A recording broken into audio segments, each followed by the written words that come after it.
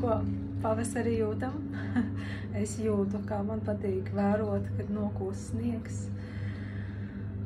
Un ir jūtams agrs pavasaris, jā. Es, protams, baudu, un esmu iemācījusies īstenībā pēdējā tikai gada laikā baudīt jebkuru laiku. Tāpēc, ka tu nekad nezini, kad pienāks tava pēdējā stunda. Un manā dzīvē ir bijusi smaga avārija 19 gados, kad es pirmo reizi apjautu šo smalko robežu starp dzīvību un nāvi. Kad tu guli savā asinspeļķē un nezini, tu izdzīvosi vai ne, un tev vajag uz reanimāciju. Tā kā, mīļie draugi, negaidām īstenībā pavasari, negaidām vispār neko otro dienu, trešo dienu, nākamo nedēļu. Kā es vienmēr saku, baudam dzīvi tagad, šeit, apskaujam mīļos. Jā, ja jūs nevarat iedomāties, kā ir tad, kad tu nezini, vai tu izdzīvosi kaut vai 10 sekundes vēl. Un cik ļoti tajā mirklī tev gribās apskaut savus mīļos vēl. Un tev liekas, tā kā man toreiz likās, ka tas ir tikai 19 gadi. Es teicu, Dievs, man dzīvot gribās. Lūdzu, es nevaru tagad nomirt. Jā, tā kā tā, mīļie, sanāca man pavisam citu tēmu īstenībā runāt laikam, kā saka, ja ir lemts runāt, tad tam tā ir lemts būt, jā, tā kā tā, mīļie.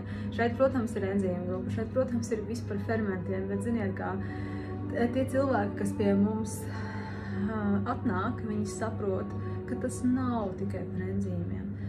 Tas ir tas, ko mēs enzīmos ieliekam. Jā, jo atceramies, ka enzīmi ir kā mazas dvēselītes, mazas dzīvībiņas.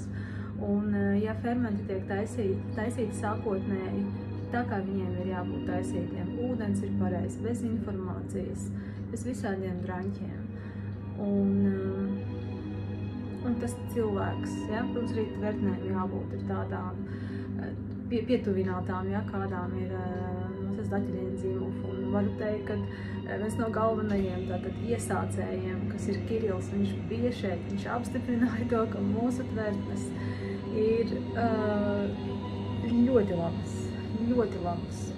Un ne par vēl viņš nopirka mammai to tvertni. Tā kā, un zin kā, kas saka, kas sev asti cels, ja ne pats, ja, bet tas ir, es jums vienkārši vēlos pateikt to, ka ir svarīgi, kā tu to sāc darīt, ja, un tie, kas domā, ka mums sākotnēji bija mērķis tirgot enzīmus, tirgot tvertnes, tā nebija. Mēs 5 mēnešus taisījām plasmasas pudelēs un kaifojām par to, dzērījām paši, sapratām, ka tur ir kaut kas īpašs, un tad vienkārši gatavs šo tvertni taisījām mums, man un viņam, ģimenei, jā, un uztaisot tvertni, protams, arī Keita cits sāka dzert, bet pazaudēju domu, ko es to gribēju teikt.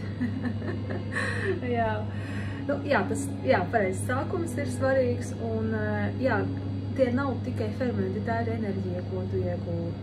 Un, protams, ka jūs esat ļoti gaišas dvēseles, tie, kas nāk caur enzīmiem, ir gaišas dvēseles, viņi saprot, viņi jūt, un viņi arī jūt to, ka enzīmi ir arī par enerģiju. Un arī vakar bija burvīgi cilvēki, ja mums ciemos sveiciens Vivitai ar vīru. Sveiciens Vivitai ar vīru, jā. Ziniet, kā dažkārt, kad ienāk otrs cilvēks, viena cilvēka uzrunāja šī enerģija, kā viņa man teica, es jau pirms tam jūtu šo garšu, es jau pirms tam jūtu šos burbulīšus, bet pieņemsim ir vīra kungs, kuram ir jāatved, pieņemsim sieva. Un tad šī vīri parasti ienāk skeptiskuma pilni, jā, ir daudz jautājumu, un sieva atkal kaut ko izdomājusi, jā. Un ir bezgalīgi liels prieks, kā saka, mēs atveram ar gāti savas sirds ļoti. Tad, kad nāk pie mums cilvēki, kas saka, tas nav tikai par enzīmiem.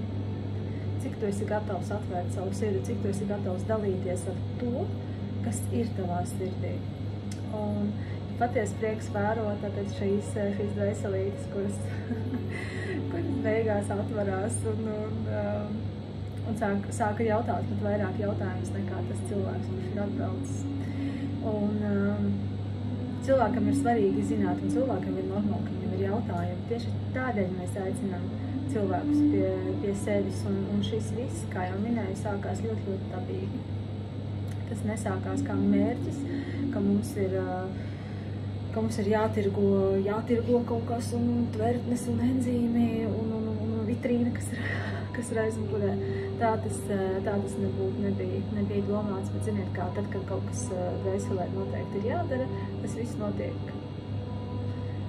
pats no sevis. Tāpat kā Kirillis pie mums atbrauca ciemos, ļoti necerēti. Es daudziem to stāstu, kad mēs ar Gati staigājām vienkārši par Imīti, pat imantus, un Gatim vienkārši zvana pats Krievu numurs, viņš paceļ un saka, nezinu, izklausījās pēc Kirilla. Gribu braukt ciemos. Es saku, nevar tas būt. Nevar būt, ka pats Kirillis brauks. Un es saku, nu labi, te braucam mājās, vismaz piekārtosim istabu mazliet. Māju piekārtosim. Un tā pusstunda pagāja, un tad, kad atvērās durvis, es skatos, sveiki. Jā, tas ir Kirillis, un Kirillam ir pāri, kā saka, diviem metriem ļoti spēcīga enerģija cilvēkam. Kā jūs saku, tad, kad kaut kas ir jādara dvēselē, tu neplāno to, tas vienkārši dabīgi notiek. Nu, lūk. Tā kā tā, mīļie draugi, es gribēju vispār visiem par ko citus runāt. Par to, ka es esmu gailenītes šodien sataisījusi. Gardas gailenītes ar visādiem gardumiem, ķiplociņiem mūsu, kuri jau ir nobaudīti un jūs esat atzinuši par labu esam. Un šeit ir arī eksperiments, pat pagaršošu, kāds ir. Te ir iežoviks iekšā, arī ar kriķīšiem, dillītēm. Jā, divas ir, vienu pagaršosim mēs, tad jau, kā saka, tad redzēs. Un te ir atkal tāda burciņa, kur ir pa daudz, jā. Nevajadzētu likt tik daudz. Tā ir tā, kā saka, man ar mācību, jo es zinu, ka viņi noteikti ies pāri rīt no rīta. Nu, lūk, 24 stundas es turu vēl siltumā, pēc tam lieku leduskapī. Tā es esmu atkodusi, ka tā viņa garšo vislabāk. Kā vienmēr fonā man vitrīna, pie tā jūs esat pieraduši. Ļoti bieži es filmēju video tieši virtuvē, tāpēc, ka te top mana visa maģija. Maģija, protams, top šeit. Tas ir pats sākums visam mīļiem. Tas, kas mums rodās šeit. Un citam īstenībā nozīmes nav. Vienalga, ko mēs radīsim, ja mēs radīsim caur sirsneņu.